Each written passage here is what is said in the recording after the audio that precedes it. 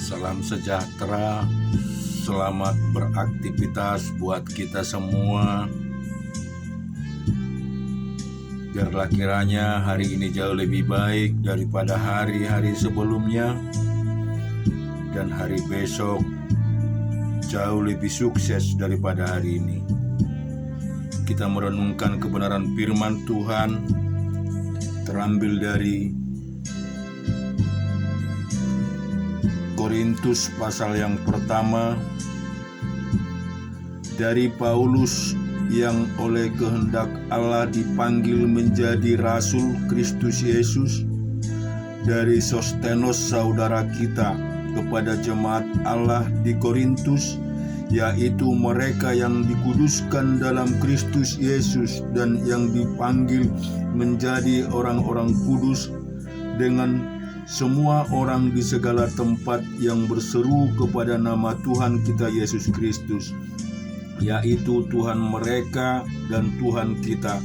Kasih karunia dan damai sejahtera dari Allah Bapa kita dan dari Tuhan Yesus Kristus menyertai kita semua. Aku senantiasa mengucap syukur kepada Allahku karena aku atas kasih karunia Allah yang dianugerahkannya kepada kamu dalam Kristus Yesus. Sebab di dalam Dia kamu telah menjadi kaya dalam segala hal, dalam segala macam perkataan dan segala macam pengetahuan, sesuai dengan kesaksian tentang Kristus yang telah diteguhkan di antara kamu. Demikianlah kamu tidak kekurangan dalam suatu karunia pun, sementara kamu menantikan penyataan Tuhan kita Yesus Kristus. Ia juga akan meneguhkan kamu sampai kepada kesudahannya, sehingga kamu tak bercacat pada hari Tuhan kita Yesus Kristus. Allah yang memanggil kamu kepada persekutuan dengan anaknya Yesus Kristus Tuhan kita adalah setia. Tetapi aku menasihatkan kamu saudara-saudara demi nama Tuhan kita Yesus Kristus, supaya kamu seia sekata dan jangan ada perpecahan di antara kamu, tetapi sebaliknya supaya kamu erat bersatu dengan sehati sepikir. Sebab saudara-saudaraku, aku telah diberitahukan oleh orang-orang dari keluarga Klu tentang kamu bahwa ada perselisihan di antara kamu.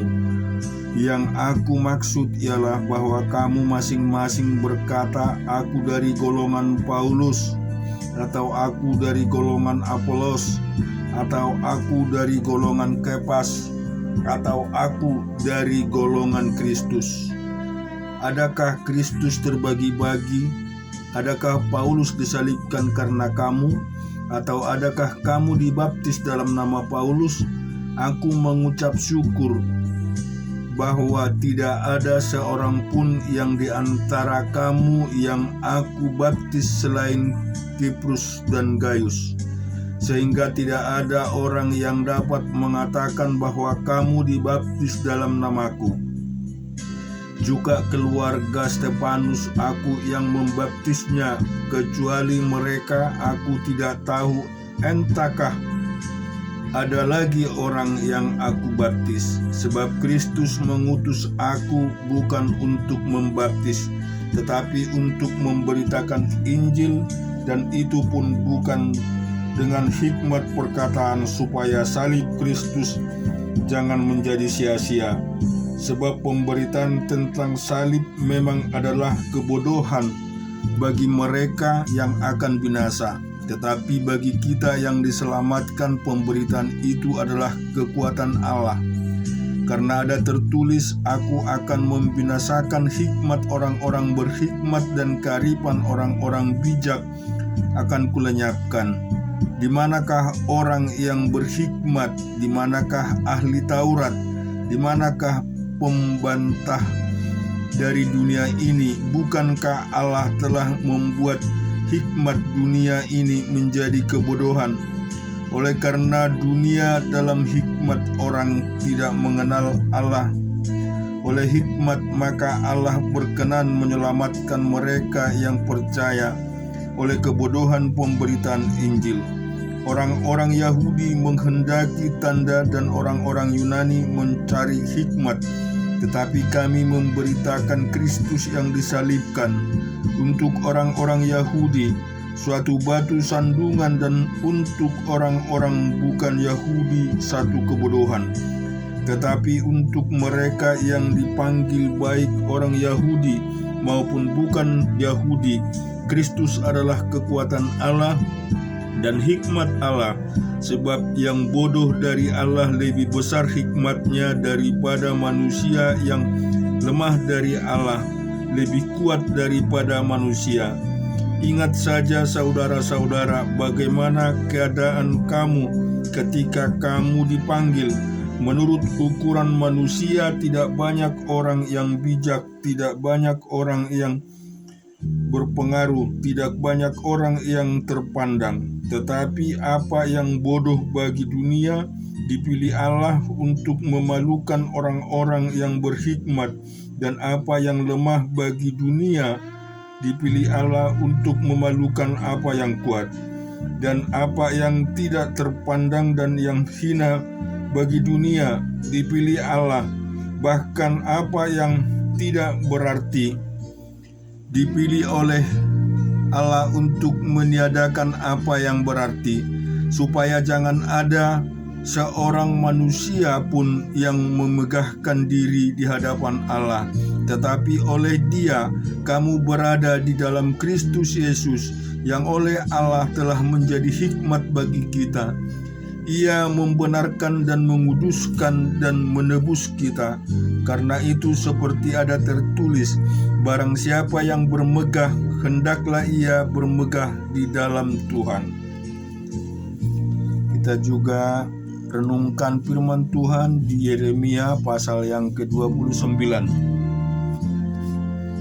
Beginilah bunyi surat yang dikirim oleh Nabi Yeremia dari Yerusalem kepada tua-tua di antara orang buangan, kepada imam-imam, kepada nabi-nabi, dan kepada seluruh rakyat yang telah diangkut ke dalam pembuangan oleh Nebukadnezar dari Yerusalem ke Babel. Itu terjadi sesudah Raja Yehoya beserta ibu suri, pegawai-pegawai istana, pemuka-pemuka Yehuda dan Yerusalem, tukang dan pandai besi telah keluar dari Yerusalem. Surat itu dikirim dengan perantaraan Elasa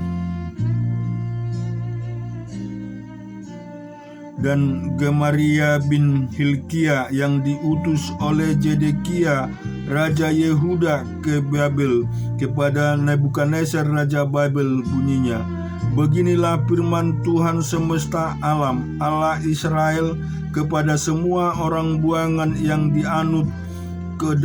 diangkut ke dalam pembuangan dari Yerusalem ke Babel. Dirikanlah rumah untuk kamu diami, buatlah kebun untuk kamu nikmati hasilnya. Ambillah istri untuk memperanakkan anak laki-laki dan perempuan. Ambillah istri bagi anakmu laki-laki, dan carikanlah suami bagi anakmu perempuan, supaya mereka melahirkan anak laki-laki dan perempuan, agar di sana kamu bertambah banyak dan jangan berkurang. Usahakanlah kesejahteraan kota kemana aku buang, dan berdoalah untuk kota itu kepada Tuhan, sebab kesejahteraan adalah kesejahteraanmu. Sungguh beginilah firman Tuhan semesta alam, Allah Israel, janganlah kamu diberdayakan oleh nabi-nabimu yang ada di tengah-tengah dan oleh juru-juru tenungmu, dan jangan kamu didengarkan mimpi-mimpi yang mereka mimpikan, sebab mereka bernubuat palsu kepadamu Demi namaku, aku tidak mengutus mereka. Demikianlah firman Tuhan. Sebab beginilah firman Tuhan, apabila telah genap 70 tahun bagi Babel, barulah aku memperhatikan kamu. Aku akan menempati janjiku itu kepadamu dengan mengembalikan kamu ke tempat ini. Sebab aku ini mengetahui rancangan-rancangan apa yang ada padaku mengenai kamu. Demikianlah firman Tuhan, yaitu rancangan damai sejahtera dan bukan rancangan kecelakaan, untuk memberikan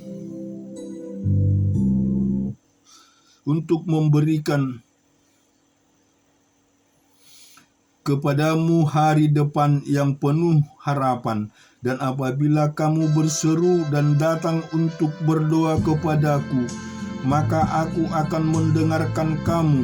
Apabila kamu mencari aku, kamu akan menemukan aku. Apabila kamu menanyakan aku dengan segenap hati, aku akan memberi kamu menemukan aku. Demikianlah firman Tuhan. Dan aku akan memulihkan keadaanmu dan akan mengumpulkan kamu dari antara segala bangsa dan dari segala tempat kemana kamu telah kucerai-beraikan. Demikianlah firman Tuhan, dan aku akan mengembalikan kamu ke tempat yang dari mana aku telah membuang kamu. Memang kamu berkata, Tuhan telah membangkitkan nabi-nabi bagi kami di Babel. Sungguh beginilah firman Tuhan tentang raja yang duduk di atas tahta Daud, dan tentang seluruh rakyat yang diam di kota ini, yakni seluruh saudara-saudara yang tidak keluar beserta kamu di dalam pembuangan. Beginilah firman Tuhan semesta alam, sesungguhnya aku akan mengirimkan pedang, kelaparan, dan penyakit sampar ke antara mereka, dan aku akan membuat mereka seperti buah ara yang busuk dan demikian jeleknya, sehingga tidak dapat dimakan. Aku akan mengejar mereka dengan pedang, kelaparan, dan penyakit sampar, dan aku akan membuat mereka menjadi kengerian bagi segala kerajaan di bumi, menjadi kutuk kedahsyatan, suitan dan aib di antara segala bangsa kemana mereka kucerai-beraikan, sebagai ganjaran bahwa mereka tidak mendengar perkataanku. Demikianlah firman Tuhan yang telah kusampaikan kepada mereka terus-menerus dengan perantaraan hamba-hambaku, yakni para nabi, tetapi kamu tidak mendengarkannya. Demikianlah firman Tuhan. Tetapi dengarkanlah firman Tuhan, hai kamu semua orang buangan yang telah kukirim dari Yerusalem ke Babel.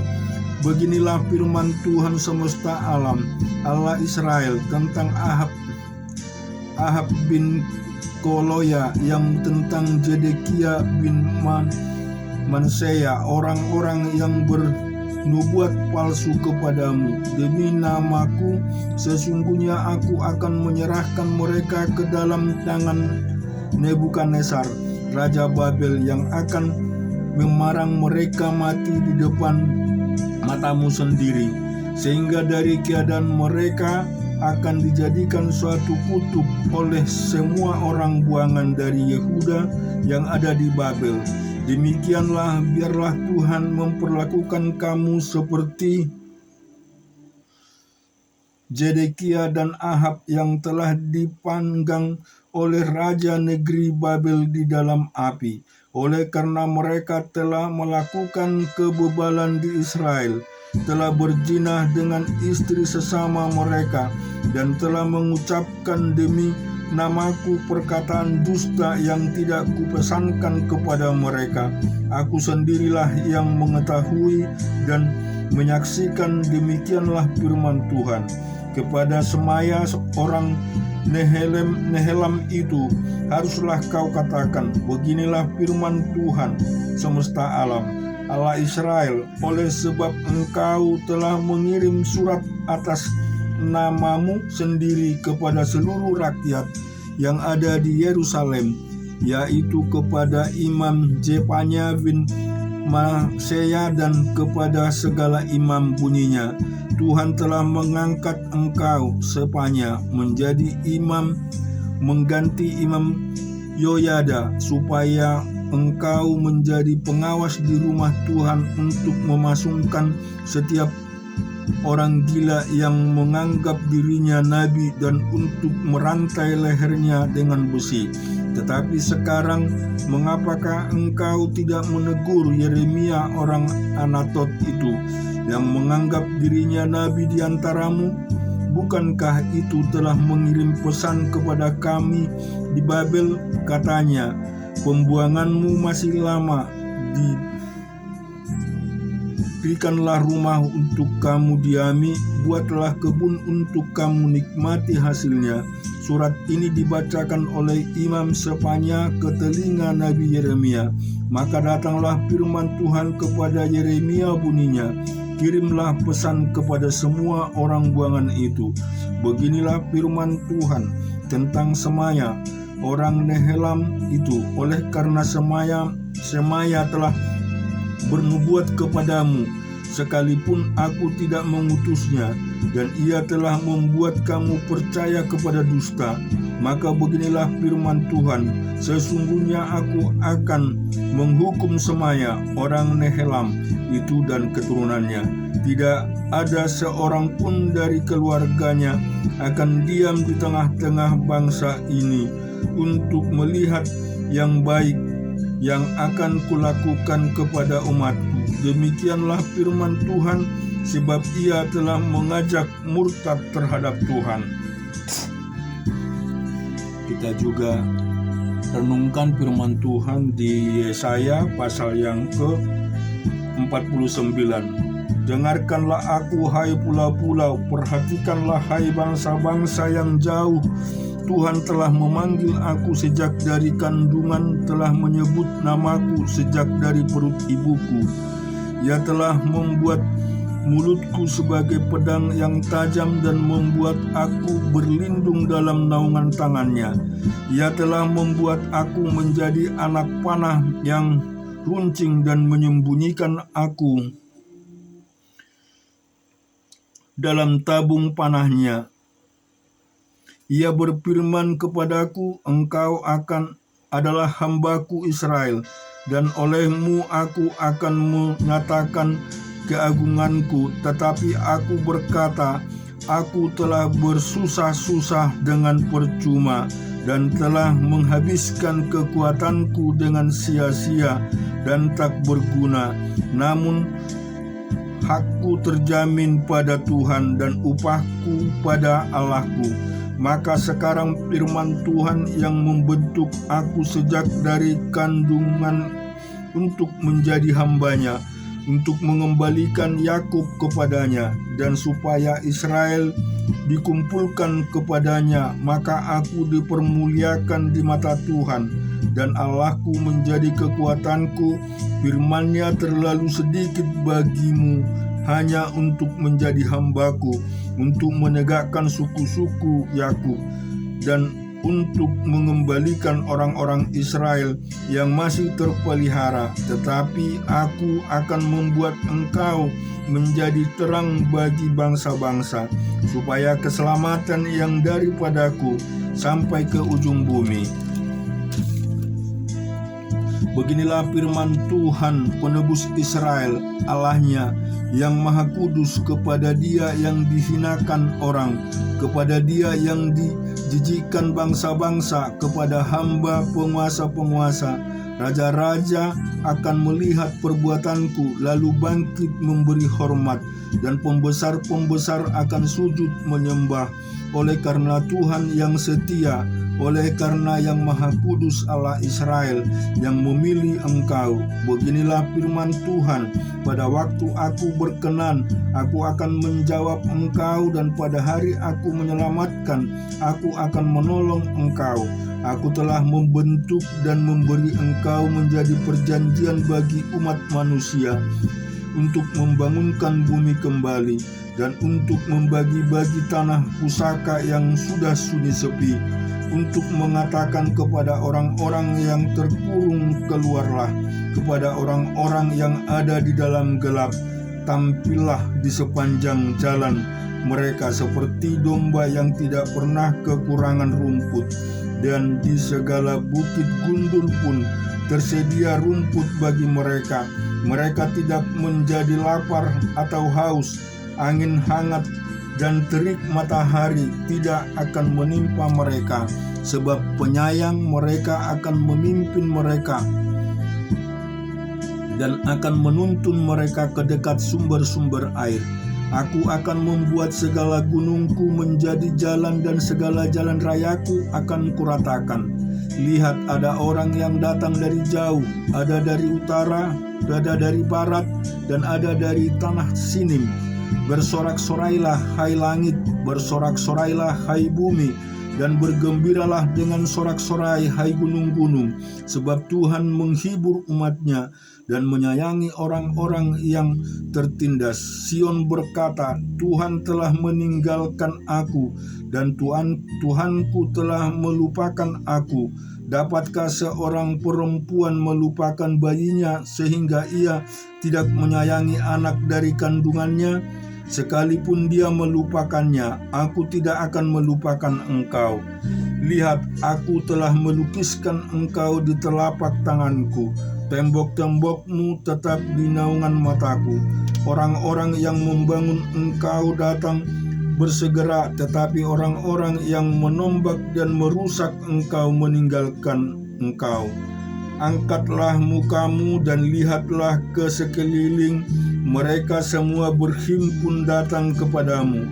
Demi aku yang hidup, demikian firman Tuhan, sungguh mereka semua akan kupakai sebagai perhiasan, dan mereka akan kau lilitkan seperti yang dilakukan pengantin perempuan. Sebab tempat-tempatmu yang tandus dan sunyi sepi, dan negerimu yang dirombak sungguh sekarang terlalu sempit untuk sekalian banyak pendudukmu. Dan orang-orang yang mau menelan engkau akan menjauhkan, malahan anak-anakmu yang kau sangka hilang akan berkata kepadamu, tempat itu terlalu sempit bagiku. Menyisilah supaya aku dapat diam di situ. Maka engkau akan berkata dalam hatimu, siapakah yang telah melahirkan sekalipun sekaliannya ini bagiku? Bukankah aku bulus dan mandul, diangkut ke dalam pembuangan dan disingkirkan? Tetapi anak-anak ini siapakah yang membesarkan mereka? Sesungguhnya aku tertinggal seorang diri, tetapi mereka tidak mereka ini dari manakah datangnya? Beginilah firman Tuhan Allah, lihat, aku akan mengangkat tanganku sebagai tanda untuk bangsa-bangsa, dan memasang panji-panjiku untuk suku-suku bangsa. Maka mereka akan menggendong anak-anakmu laki-laki, dan anak-anakmu perempuan akan didukung di atas bahunya. Maka raja-raja akan menjadi pengasuh, dan pemaisuri-pemaisuri mereka menjadi inangmu. Mereka akan sujud kepadamu dan mukanya sampai ke tanah, dan akan menjilat debu kakimu. Maka engkau mengetahui bahwa akulah Tuhan, dan bahwa orang-orang yang menanti-nanti aku tidak akan mendapat malu. Dapatkah direbut kembali jarahan dari pahlawan, atau dapatkah lolos tawanan orang gagah? Sungguh beginilah firman Tuhan, tawanan pahlawan pun dapat direbut kembali, dari jarahan orang gagah dapat lolos. Sebab aku sendiri akan melawan orang yang melawan engkau, dan aku sendiri akan menyelamatkan anak-anakmu. Aku akan memaksa orang-orang yang menindas engkau memakan dagingnya sendiri, dan mereka akan mabuk minum darahnya sendiri, seperti orang mabuk minum anggur baru, supaya seluruh umat manusia mengetahui bahwa aku Tuhan adalah juru selamatmu dan penebus yang maha kuat, Allah Yakub. Dan kita juga mau renungkan firman Tuhan dari 1 Samuel pasal yang ke-25. Dan matilah Samuel. Seluruh orang Israel berkumpul meratapi dia dan menguburkan dia di rumahnya di Rama. Dan Daud berkemas lalu pergi ke padang gurun Peran.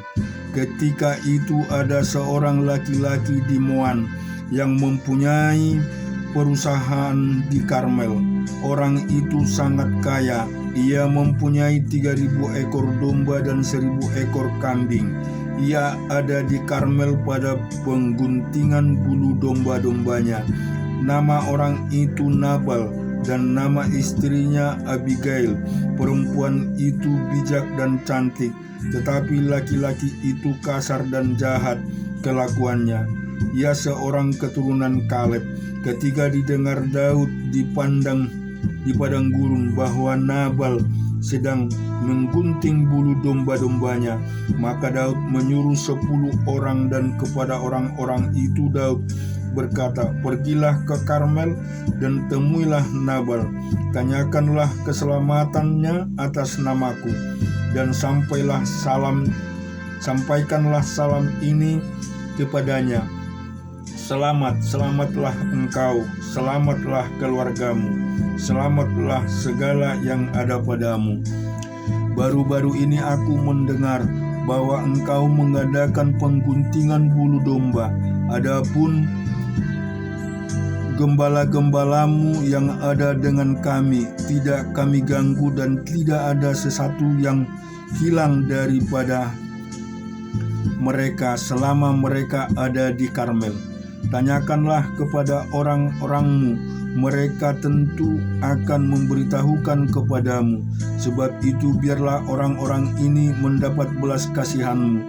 Bukankah kami ini datang dari hari raya? Berikanlah kepada hamba-hambamu ini dan kepada anakmu Daud apa yang ada padamu."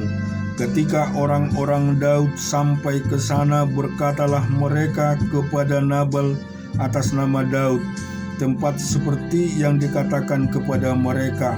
Kemudian mereka menanti. Tetapi Nabal menjawab anak buah Daud itu, katanya, "Siapakah Daud? Siapakah anak Isai itu? Pada waktu sekarang ini ada banyak hamba-hamba yang lari dari tuannya. Masakah aku mengambil rotiku, air minumku, dan hewanku, bantaian yang kubantai bagi orang-orang mengguntingku untuk memberikannya kepada orang-orang yang aku tidak tahu dari mana mereka datang?" Lalu orang-orang Daud itu berbalik pulang, dan setelah sampai mereka memberitahukan kepadanya tepat seperti yang dikatakan kepada mereka. Kemudian berkatalah Daud kepada orang-orangnya, "Kamu masing-masing sandanglah pedang." Lalu mereka masing-masing menyandang pedangnya. Daud sendiri pun menyandang pedangnya. Sesudah itu kira-kira 400 orang maju mengikuti Daud, sedang 200 orang tinggal menjaga barang-barang. Tetapi kepada Abigail istri Nabal telah diberitahukan oleh salah seorang bujangnya, katanya, "Ketahuilah, Daud menyuruh orang dari padang gurun untuk memberi salam kepada Tuan kita, tetapi ia memaki-maki mereka, padahal orang-orang itu sangat baik kepada kami. Mereka tidak mengganggu kami dan kami tidak kehilangan apa-apa selama kami lalu lalang di dekat mereka ketika kami ada di ladang. Mereka seperti pagar tembok sekeliling kami siang malam selama kami menggembalakan domba-domba di dekat mereka.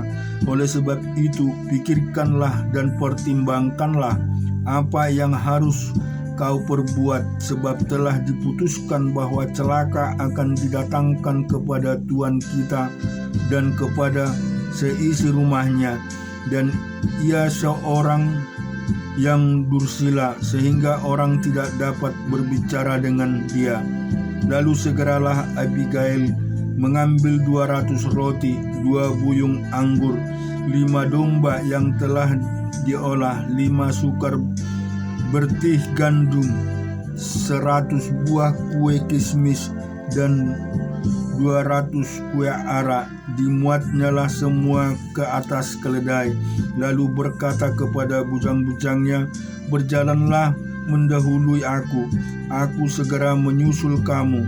Tetapi Nabal suaminya tidaklah diberitahunya. Ketika perempuan itu dengan menunggang keledainya turun dengan terlindung oleh gunung, tampaklah Daud dan seorang-orangnya turun ke arahnya, dan perempuan itu bertemu dengan mereka. Daud tadinya telah berkata, sia-sialah aku melindungi segala kepunyaan orang ini di padang gurun, sehingga tidak ada sesuatu pun yang hilang dari segala kepunyaannya. Ia membalas kebaikanku dengan kejahatan. Beginilah kiranya Allah menghukum Daud, bahkan lebih lagi daripada itu. Jika kutinggalkan hidup sampai pagi, seorang laki-laki saja pun dari semua yang ada padanya. Ketika Abigail melihat Daud, segeralah ia turun dari atas keledainya lalu sujud menyembah di depan Daud dengan mukanya sampai ke tanah. Ia sujud pada kaki Daud serta berkata, aku sajalah ya Tuanku yang menanggung kesalahan itu. Izinkanlah hambamu ini berbicara kepadamu, dan dengarkanlah perkataan hambamu ini. Janganlah kiranya Tuanku mengindahkan Nabal, orang yang dursila itu, sebab seperti namanya demikianlah ia. Nabal namanya dan bebal orangnya, tetapi aku hambamu ini tidak melihat orang-orang yang Tuanku suruh. Oleh sebab itu Tuanku, demi Tuhan yang hidup dan demi hidupmu yang dicegah Tuhan daripada melakukan hutang darah dan daripada bertindak sendiri dalam mencari keadilan, biarlah menjadi sama seperti Nabal musuhmu dan orang yang bermaksud jahat terhadap Tuanku. Oleh sebab itu pemberian yang dibawa kepada Tuanku oleh budakmu ini biarlah diberikan kepada orang-orang yang mengikuti Tuanku. Ampunilah kiranya kecerobohan hambamu ini, sebab pastilah Tuhan akan membangun bagi Tuanku keturunan yang teguh, karena Tuanku ini melakukan perang Tuhan dan tidak ada yang jahat terhadap